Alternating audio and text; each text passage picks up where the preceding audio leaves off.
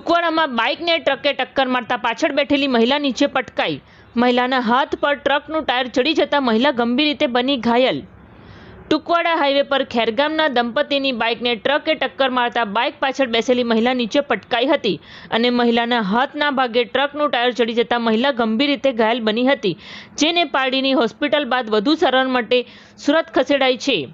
નવસારી જિલ્લાના ખેરગામ તાલુકાના પાટી ગામ દિગદા ફળિયા ખાતે રહેતા ભગુભાઈ ઈશ્વરભાઈ નાયક ઉંમર વર્ષ 43 રવિવારના રોજ સવારે તેની પત્ની ભારતીબેન નાયક ઉંમર વર્ષ 41 સાથે સ્પ્લેન્ડર બાઇક નંબર GJ21BM 5054 પર સવાર થઈ સાસરે કરમબેલી જવા નીકળ્યા હતા। ત્યારે પારડી ટુકવાડા નેશનલ હાઈવે પસાર કરતી વખતે સવારે 9 વાગ્યે એક ટ્રક નંબર DD01 Q9351ના ચાલકે બાઇકને પાછળથી ટક્કર મારતા બાઇક પર પાછળ બેસેલા ભારતીબેન માર્ગ પર પટકાયા હતા અને ટ્રકનું ટાયર ભારતીબેનના હાથના ભાગે ફરી વળતા ગંભીર રીતે તેઓ ઈજાગ્રસ્ત બન્યા હતા, જેઓને તાત્કાલિક સારવાર માટે પારડી મોહનદાળ હોસ્પિટલ લઈ જવાયા હતા, જ્યાંથી વધુ સારવાર માટે સુરત એપલ હોસ્પિટલ ખસેડવામાં આવ્યા છે।